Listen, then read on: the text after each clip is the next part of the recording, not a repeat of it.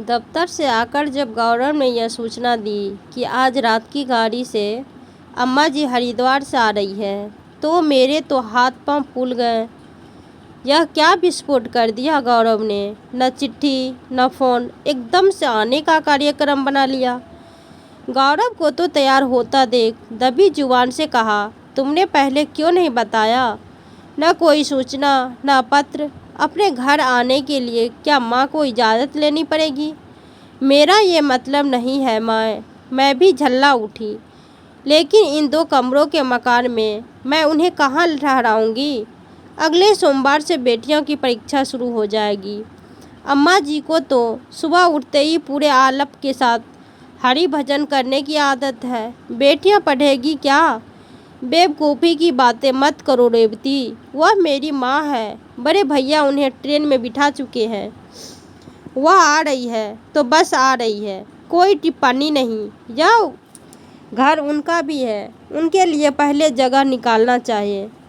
मुझे बैठक में ही क्यों न सोना पड़े। बारे मारुति की भक्ति भूल गए वे दिन जब हम सारे समय अम्मा जी मेरे पीछे पड़ी रहती थी। कुल 6 माह की शादी बाद हम उनके साथ थे। फिर गौरव के साथ मैं भी मुजफ्फरपुर आ गई थी। उन सब 6 माह में अम्मा जी के साथ मेरा अनुभव अच्छा न था। क्या मिला क्या नहीं, या बड़ी बहू के यहाँ से क्या मिला था। यानी सिर्फ मेरे मायके ही आलोचना बातें इतनी तीखी कि सीधे दिल में उतर जाए। फिर एकांत बारी वह यहाँ आई थी। मैंने भी सिर्फ फर्ज अदाई की, वह भी ज़्यादा न बोलती। हाँ, बाहर का कोई आ जाता तो आसपास ही डोलती रहती। उन दिनों बड़ी ननद जो आगरों में थी वह भी आ जाती। 3 बच्चों की पढ़ाई का खूब हर्जा होता। सुबह से ही शंख एवं घंटी बजनी शुरू हो जाती। रामायण भी जोर जोर से पढ़ती। इस कारण सबकी नींद जल्दी खुल जाती। बेटियां तो दिन भर अलसाई रहती। मैं भी थोड़ी देर से उठती क्योंकि बेटियां का स्कूल 11 बजे से और गौरव का दफ्तर 3 बजे से रहता था। घर सारी दिनचर्या उनके आने से उलट पुलट जाती। अब बाबूजी भी नहीं थे, सो तीनों बेटों के पास कुछ दिन रह कर वह अपने दिन बिता रही थी। गौरव उन्हें लेने स्टेशन पर चले गए थे। मैं रसोई में आकर खाने की तैयारी करने लगी, लेकिन मन अम्मा जी के इर्द गिर्द की घूम रहा था। उनके पूजा पाठ एवं भोजन में आते जात पात छुआछूत बरतने का कारण कोई बेटा बहू उन्हें सारथी या रूप से रखने को तैयार न थे। गांव की खेती अध्याय पर दे रखी थी। कभी कभी ही वह गांव जाती, वह भी किसी बेटे को लेकर। मेरी तो जान सुखी रही थी उनके आने के समाचार से। गोल गोल आंखें नचाकर वह सारा दिन घर का निरीक्षण करती रहती। अब न तो चौके में कोई चप्पल पहनकर आ जा सकता था, न हमारी पसंद का भोजन पक सकता था, और न इनके मित्र व उनके परिवार धड़ल्ले से यहाँ आ सकते थे। इनके एक दोस्त अक्सर आते थे। उनकी पत्नी बीमार रहती थी, जो सब आते भोजन करके जाते। एक दिन अम्मा जी ने टोक दिया था कि बहू, यह 2-3 में बार आकर खा चुके, तुम लोग कितनी बार खा रहे हो, बार गए हो उनके यहाँ। असल में उनकी पत्नी अस्वस्थ रहती थी। मुझे तो कहीं से बीमार नहीं लगती। अब भरी हुई देह पर डाइटिंग करेगी तो शरीर में ताकत कहाँ से आएगी। पति पत्नी एवं बच्चों के साथ शहर के 1 या 2 कमरे वाले मकानों में इतनी जगह कहाँ होती है कि वह किसी तीसरे को रख सके, चाहे वह अपना कितना ही आत्मीय क्यों न हो। यह सोच मेरी थी। मैंने गौरव के साथ गृहस्थी का एक सामान उसके वेतन से ही जुटाया था। मेरा अधिकांश सामान तो वगैरह खोले छोटी ननद की शादी पर दे दिया गया था। पर घर माँ बाप की तरह मेरे माता पिता ने भी वर्षों अपनी बेटी के लिए दहेज जोड़ा था। वह इस कारण से नहीं कि मेरी ननद को दे दिया जाए, लेकिन मैंने और गौरव ने किसी से कुछ नहीं कहा था। फिर बाबूजी भी न थे, पैसे की दिक्कत थी, सो मैंने भी संतोष कर लिया। गौरव के जाने के बाद मुझे फिर ट्यूशन का ध्यान आ गया। नदी में आज फिर कहा था कि उसे संस्कृत में दिक्कत होती है क्यों मास्टर लगवा दे। हमारे समय में तो बोर्ड में हिंदी के तीसरे पर्चे में संस्कृत हुआ करती थी, अब तो 5वें दर्जे से ही संस्कृत पढ़ाई जाती है। चिंता से मेरा दिमाग चकरा गया। डर रही थी कि कहीं उड़ा रंग देखकर अम्मा जी मुझे बीमार न समझ ले। फिर एक उपदेश, आजकल की लड़कियों का आए दिन सिर में दर्द तो कहीं पेट में दर्द। अम्मा जी को मैंने वास्तव में कभी बीमार नहीं देखा। सोने सा दमकता रंग, पक्के बाल, सफ़ेद स्वच्छ धोती और पाँव में लकड़ी का खड़ाऊ चप्पल। पूजा के बाद माथे पर जो चंदन का टीका लगता वह दूसरे दिन नहाने पर ही खुलता। बोली सधी हुई, चाहे वह प्रशंसा में ही खुलती या आलोचना में। बेटियों को भी दीदी दादी के आने की सूचना मिल गई। बड़ी तो कुछ नहीं बोली, लेकिन छोटी बिदक गई। ओ माँ, हमारी परीक्षा पास है। दादी के कारण हमारी पढ़ाई का कितना हर्जा होगा। वह सुबह से भजन गाने लगेगी। उठो श्याम जागो, रायन रही धोरी। कोई बात नहीं बेटा, अपने घर के बड़ों के लिए ऐसी बातें नहीं कहते। वह इस घर की सदस्य है, जब चाहे आ सकती है। तुम लोग कमरा अंदर से बंद करके अपना पढ़ाई करना। वर्चे नेहा एवं वर्चे नदी 7वीं एवं 5वीं कक्षा में थी। पढ़ने में तेज थी, पर इधर ने नेहा एवं नंदिनी को संस्कृत की समस्या ने घेर लिया था। उनके नंबर जब कम आने लगे तो हम किसी ट्यूशन को ढूंढने लगे। स्कूल में भी संस्कृत ठीक से नहीं पढ़ाई जाती। गौरव ने जब अम्मा जी को लेकर लौटे तब तक मैंने खाना बना लिया था। एक टीन का बक्सा, छोटा गुलढाल एवं बड़ा झोला, यही सामान था उनका। 7 घंटे की अकेली यात्रा से थकी अम्मा जी के लिए गर्म पानी रखकर मैंने उन्हें हाथ मुंह धोने को कहा तो वह तुरंत तैयार हो गई। तरोताज़ा होकर स्वच्छ कपड़ों में जब वह बाहर निकली, मैंने गरम गरम हलवा उनके सामने रख दिया। गौरव ने एक बार मुस्कुराकर मुझे देखा, फिर खुद कपड़े बदलने चल गए दिए। इस बार अम्मा जी पूरे 2 साल बाद आई थी। इसके पूर्व 1 वर्ष तक वह हरिद्वार बड़े जेठ के पास थी। वह धार्मिक स्थल उन्हें ज़्यादा पसंद आ गया था और उनका इरादा वही बस जाने का था।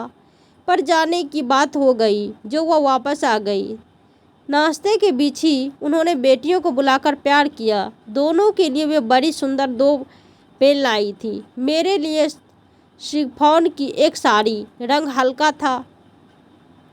मैं समझ गई किसी ने यह साड़ी उन्हें ही दी होगी। उसे मेरे लिए उन्होंने रख लिया। अम्मा जी के ठहरने का प्रबंध मैंने अपने कमरे में कर दिया। बैठक में एक तख्त पड़ा था, उस पर गौरव का बिस्तर लगाकर हम खुद कालीन पर सो गए। अम्मा जी ने कोई प्रतिरोध नहीं किया कि वहाँ जो वह लेटी तो गहरी नींद में सो गई। ऐसा लग रहा था जाने कितना रातों से सोई नहीं है। रात में गई तो देखा कंबल नीचे पड़ा था। कंबल उठाकर उन्हें ओढ़ाया तो वह सिकुड़ गई। इस समय उनके चेहरे पर ऐसी मासूमियत थी कि वह कोई शिशु नजर आ रही थी। वैधव्य की तपिश चेहरे पर फैल चुकी थी, पर स्वयं की गरिमा से वह भरी हुई थी। रात में गौरव ने धीमे से कहा, अम्मा के आने से यदि थोड़ा कष्ट भी हो तो उठा लेना। वह तो पक्का फल है, कब गिर जाए। अपने व्यवहार से उन्हें निराश न करना। मैं कुछ न बोली। जाने क्यों जो उथल पुथल सुबह से मची थी, इस समय नहीं थी। मस्तिष्क पर कोई तनाव भी न था, लेकिन सुबह अम्मा जी के शंखनाद से नींद खुल गई। जोर जोर से मंत्रोच्चारण कर रही थी। मैंने कान पर तकिया रख लिया। घड़ी 5 बजा रही थी। घर पर का सोना हराम हो गया था। मैंने बहुत प्रयास किया था कि सो लूं, पर सफलता न मिली। सुबह बेटियों का मुंह अलग फूला था। माँ, ट्यूशन का प्रबंध हो गया क्या? पापा ढूंढ रहे हैं बेटा। तब तक गाइड से काम चलाओ। माँ या दादी तो सुबह सुबह बहुत शोर करती है। कहते कहते नदी गौरव को आता देख चुप्पी लगा गई। तभी अम्मा जी भी आ गई। मेज पर नाश्ता लग चुका था। नाश्ता अम्मा जी के कारण मैंने शाकाहारी ही बनाया था। देखते ही वह बोली, यह क्या बहू, नाश्ते में अंडा नहीं है? ठंड भी शुरू हो गई है, बच्चों को रोज़ खाने में अंडा दिया करो। मुझे और आश्चर्य तब हुआ जब वह स्वयं कुर्सी पर बैठकर नाश्ता करने लगी। अब तक तो वह चौके में ज़मीन पर ही बैठकर पीढ़ी लगाकर खाती पीती थी। नाश्ता करके झोले से एक पुरानी बुनाई निकालकर वह धूप में बैठकर बुनने लगी। बेटियां स्कूल चली गई और गौरव दफ्तर, मैं घर समेटने लगी। इस बीच अम्मा जी एक बार फिर अंदर नहीं आई। कई बार तो उनकी उपस्थितियों से मैं अनजान रही। दोपहर में उन्हें भोजन के लिए बुलाने गई तो आकर चुपचाप बिना कोई मीन में निकाले खा लिया। मुझे उनके व्यवहार में महा परिवर्तन दिख रहा था। गौरव से भी यह धीमे धीमे न बतियाकर हम सबके सामने बात करती, पास पड़ोस में न जाती। कोई मिलने आता और उन्हें पूछता तो थोड़ी देर को आकर बैठ जाती। मुझे लगता है यह परिवर्तन या तो अस्थायी है या हरिद्वार से अम्मा जी की कोई गहरी चोट लेकर लौटी है। रात में उन्होंने कमरे में सोने को मना कर दिया। अरे बच्चियाँ के कमरे में ही एक चारपाई डाल दे, पर उनके पढ़ने से आपको परेशानी होगी। मैंने कहा, कुछ नहीं होगा, मुझे आदत है उजाले में सोने की। फिर मैंने भी ज़्यादा जिद नहीं की। शनिवार को नाश्ते में मैं सबको चिवड़ दही देती थी। सबके साथ मैंने अम्मा जी के लिए बड़े कटोरे में चिवड़ा दही भिगोकर उनके सामने रखा और पूछा, अम्मा जी दही ठीक है या दूध से लेगी? उस समय वह सिर झुकाए थी। सिर उठाया तो आंखें डरबड़ाई हुई थी। बहू, इतना दही तो मैंने महीनों से नहीं देखा। खाऊंगी तो अपच हो जाएगा ना? आंसू पोंछकर वो मुस्कुरा दी। मेरा जी धक्का से हो गया। तो क्या जिस बहू की तारीफ करते वो आघाती न थी, उसने इन्हें भरपेट भोजन भी नहीं दिया। मन करुणा से भर उठा। मैंने उनका हाथ हौल से सहलाकर कहा, अम्मा जी यह घर आपका है, जो मर्जी हो बताइए, बनाने वाली मैं हूँ ना। उन्होंने हाँ में सिर हिलाया और धीमे धीमे चिवड़ा खाने लगी। शाम को बेटियों ने हंगामा कर दिया। नेहा ने कहा, मेरा संस्कृत का ज्ञान बिल्कुल कम है, हम क्या करें? गौरव या मुझे किसी को भी संस्कृत नहीं आती थी। मैंने गौरव से पंडित जी से पूछने को कहा तो वह बोले, उन्हें सिर्फ श्लोक याद होगा, वह भी विशेष आयोजन के।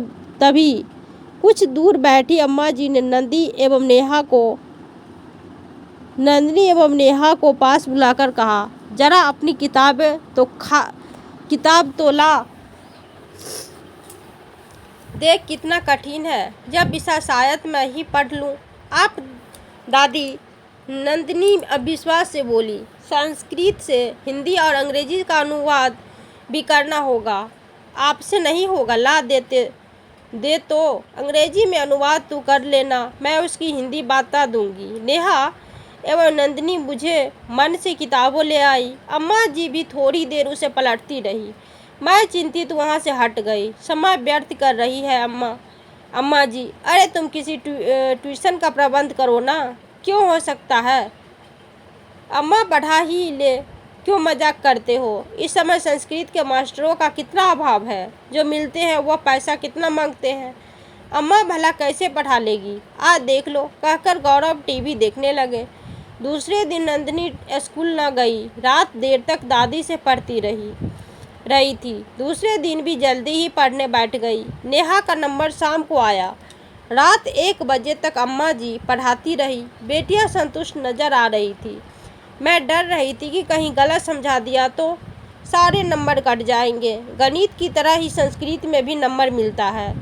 दोपहर में गौरव का फ़ोन आया। बड़ी मुश्किल से एक ट्यूशन का प्रबंध हुआ है, पर 500 रुपये लेगा। पर अम्मा जी ने यह कहकर मना कर दिया कि कल से पेपर है, अब अगले सत्र में रखना। सुबह नींद खुली अम्मा के शंखनाद से। उफ, रात में भी नहीं सोई, तब भी आज जग गई।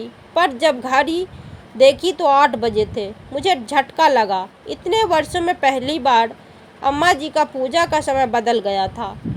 नियम से ठीक 4 बजे पूजा करने वाली अम्मा जी ने नियम परिवर्तन कैसे कर लिया? नंदिनी एवं नेहा कॉपियाँ ठीक कर रही थी। मैंने आश्चर्य से पूछा, तुम सब सोई नहीं आज? सोई थी, पर सुबह 3 बजे उठ गई थी। दादी पढ़ा रही थी हमें। आज हिंदी का पेपर है ना? दादी ने बहुत अच्छा पढ़ाया। और माँ नंदिनी बोली, दादी ने इतने अच्छे तरीक़े से हमें समझाया कि मुझे उम्मीद है संस्कृत में मेरे पूरे नंबर आएंगे। अम्मा जी, मैंने हमेशा दोस्त तलाशा था। उनके अंदर विद्या का यह अनमोल रत्न भी छिपा है। मैं इससे अनजान थी। हम MA करके भी बेटियों को पढ़ाने में असमर्थ थे, जबकि अपने ज़माने की थोड़ा बहुत पढ़ी अम्मा जी हिंदी एवं संस्कृत आराम से पढ़ा रही थी। रात को गौरव ने सुना तो कहा, हाँ, माँ ने अपने विवाह के बाद शास्त्री की परीक्षा व्यक्तिगत रूप से पास की थी। उनकी इस उपलब्धियों को न किसी से आंका न जाना। वैसे यदि माँ इस उम्र में पूजा रोककर बेटियों को पढ़ा सकती है, तो अब मैं भी गणित नियम से पढ़ा दिया करूँगा। अम्मा जी धीरे धीरे और बदलती गई। पूजा का समय भी बेटियों की पढ़ाई के हिसाब से आगे पीछे खिसकता रहा। हरिद्वार का वह जिक्र भी न करती। मैं समझ गई थी कि वह वहाँ से गहरी चोट लेकर आई है। अब वह शिकायतों का पुलिदा न खोलती, खाली वक्त में बच्चियों के पास बैठती या कोई पुस्तक पढ़ती। मुझे प्रतीत भी न होता कि यह वही अम्मा जी है जिनके आने के समाचार से मुझे दहला दिया था। मैंने सोचा, अब अम्मा जी को मैं कहीं न जाने दूंगी। यह निर्णय अब सिर्फ मेरा था। तो दोस्तों, आपको ये कहानी कैसी लगी कमेंट में ज़रूर बताना।